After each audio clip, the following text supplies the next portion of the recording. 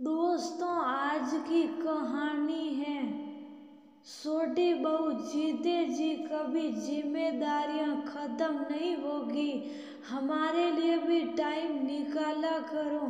दोस्तों, कहानी शुरू करने से पहले अगर आपने हमारे चैनल को अभी तक सब्सक्राइब नहीं किया हो तो कर लीजिए ताकि आपके पास पहुंचे हर नया। बधाई हो शशि जी, अब तो तीनों बच्चों की शादी हो गई, 2 बेटा और 1 बेटी।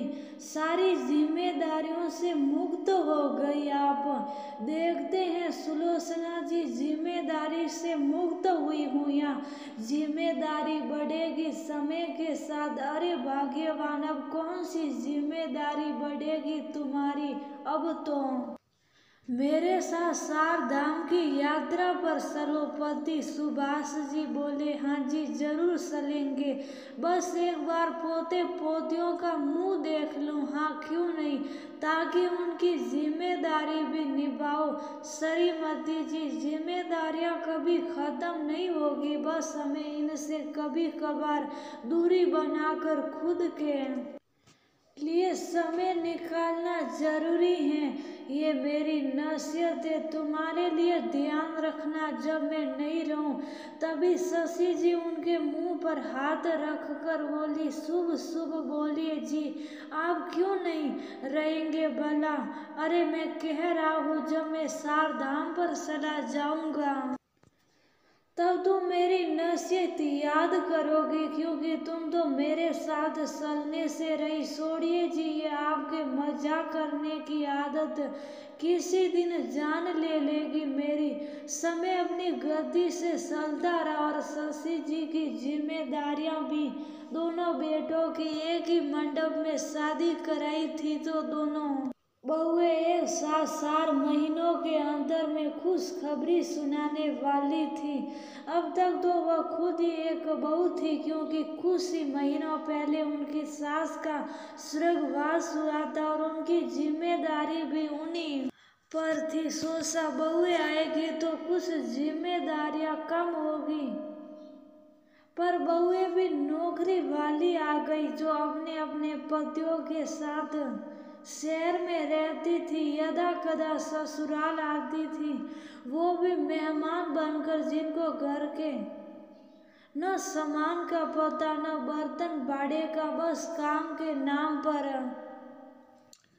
सिर्फ आपा पूर्ति करती थी। बाकी सारी जिम्मेदारियां शशि जी और सुभाष जी पर थी, जो बेटे बहू के आने की तैयारियों में लगे रहते।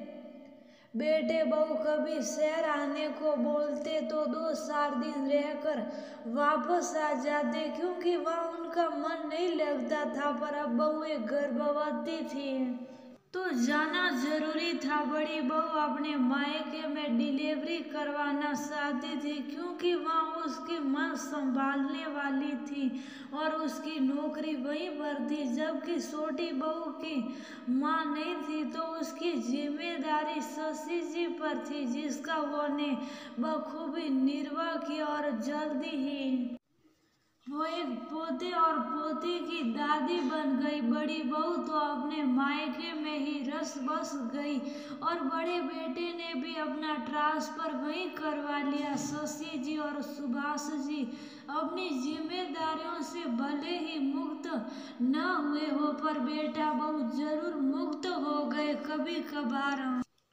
आते थे बस औपचारिकता निभाने, दोनों आपस में बतियाते थे। ना जाने कैसा जमाना आ गया है, बहू बेटे तो मस्ती में मस्त होकर रह रहे हैं और हम बूढ़े बुढ़िया अब भी इस उम्र में इनकी चाकरी कर रहे हैं। सोचा था बहू आने पर सेवा करेगी, पर यहाँ तो खुद ही उनकी सेवा में लगना पड़ रहा है। छोटे बेटे का जरूर माँ पापा से मोह था तो वह उनसे अपने पास रहने की जिद किया करता था। सुभाष जी का स्वास्थ्य भी कुछ नाजुक बना रहता तो उन्होंने बेटे बहू के पास ही रहना उचित समझा और उनको भी अपने बच्चे की देखभाल के लिए किसी बड़े की आवश्यकता थी तो शशि और सुभाष जी शहर आ गए। उनकी जिम्मेदारियां बढ़ गई थी क्योंकि बच्चे के लालन पालन की जिम्मेदारी भी अब उनके हिस्से आ गई। जहाँ उनकी उम्र को देखते हुए उनको किसी सहायक की जरूरत थी, वहाँ वह बहू बेटे के सहायक बन बच्चे की देखरेख कर रहे थे। न जाने कैसा जमाना आ गया है जहाँ जिम्मेदारियां खत्म होने का नाम ही नहीं ले रही हैं। खुद के लिए समय निकालना तक भारी हो रहा है। पहले भी सारे काम होते थे पर आराम का समय भी मिल जाता था और घर के ढेरों फालतू काम भी हो जाते थे। पर अब देखो काम है कि खत्म होने का नाम ही नहीं लेते।